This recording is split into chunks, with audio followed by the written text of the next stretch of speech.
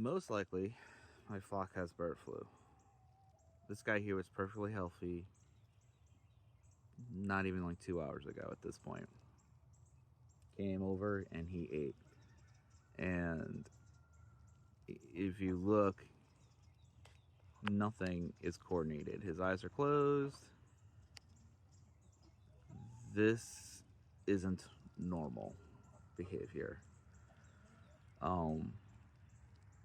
You can kind of see there's just a real lack of control neurologically. That's what bird flu does to some birds.